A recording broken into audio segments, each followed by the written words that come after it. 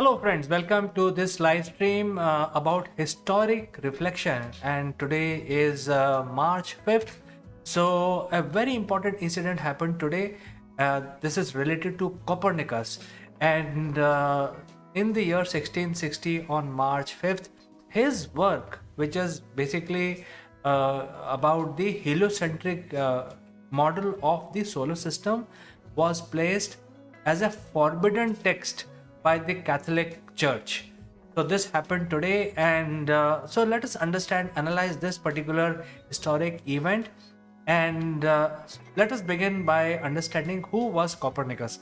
So Copernicus, Nicholas Copernicus, was basically an astronomer and mathematician who actually hailed from Poland, current day Poland, and he was actually a German descent person. In fact, there is a village which is also named after his family name, Copernicus, and he actually belonged to affluent middle class family with business tie-ups, etc. He was the fourth child of his parent.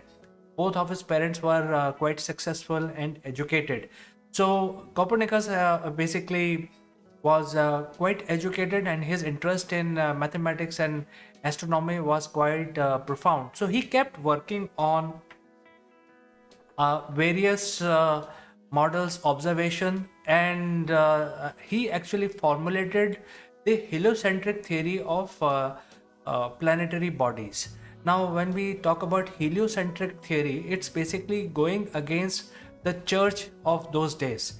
Basically, church believed that earth is in the center of things, and that is how the god created all living beings, and earth was the center of the entire universe, and everything else rotate around it, including sun. And so Copernicus was the first one to basically say that, hey, that is not true. Based on the observation and basically plotting the movement of the planet in their orbit in our solar system, he said that earth should be moving around sun and not the other way around. And he actually did a lot of observation. This was his life's work, and he actually compiled all that in a book. And it was logical. So a lot of people felt that, okay, there must be some logic, because a lot of other people might have seen this fact as a part of observation, but Copernicus was courageous enough to basically write a thesis and make it a formal assertion. And in a way, during the Renaissance period, Copernicus played a major role. His book, his work played a major role in the general awakening of people. And therefore, this is something which is important. And well, Copernicus was a very observant person, and all his calculations and all his theories were based on observation itself by naked eye. There were no instrument, there was no telescope or anything like that. So that is why he used to roam around and keep observing the night sky, making calculations, making notification in his book. And it was his life work, because that making such calculations requires a lot of observation and also plotting of the planetary movement. So that is why all this was done for a very long time just by observation. And he actually produced this in his book called Revolutionis Bus Orbium Colostium. This was published in the year 1543, and same year Nicholas Copernicus died. And at that time he was 70 years old. And as the book was being published, the last pages were being shown, he actually suffered paralysis. And he was actually when the book was being published, he was actually undergoing, he was very old at that time, and he was undergoing major issues. And it is said that on his uh, on the last page when it was printed, he was already in a coma, and gradually his body started to stop, kind of becoming like a paralytic person, and he kept only looking at his work, and then gradually he passed away. And when the book was released on the same day, he passed away in the year 1543. So, his life work, his life observation was compiled in a book. He actually monitored, at the age of 70, as the book was getting printed, he died. And because of his work, it actually kickstarted the Renaissance period in Europe.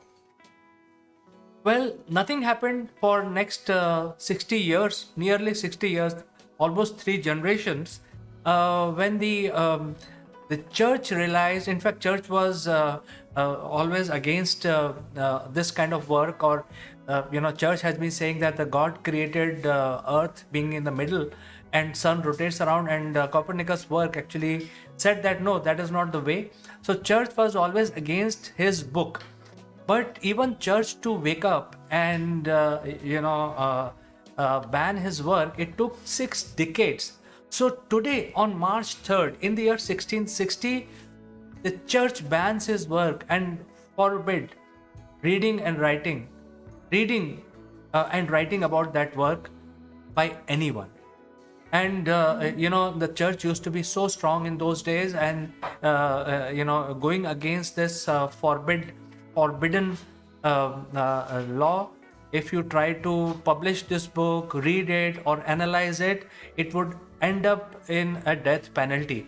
So after the death of Copernicus, today, basically March 5th, this was something which was done by church in the year 1616. And 10 years subsequent to this incident, Galileo actually proved what Copernicus was saying by building a telescope, and he challenged the church, which is after 7 decades of Copernicus' death. He challenged the church that, hey, come and look into my machine, my telescope, and you can actually see Jupiter and its 4 moons. This proves that Earth is not the only system. There are other planetary systems which are further away, and therefore Copernicus must be right. But then church refused to look into his telescope, and actually, since Galileo had very high connections with the church also, so for talking about Copernicus' work, Galileo was imprisoned. So he spent last decade of his life in a dungeon below the church in Vatican. So I think today is an important day for science buff, especially people who do not know how Renaissance was kickstarted. It was kickstarted by the work of Nicholas Copernicus, and his work was banned on March 5th, 1660 by church. So friends, this is about the historic reflections. I will meet you in the next one. As always, thanks for watching, and bye for today.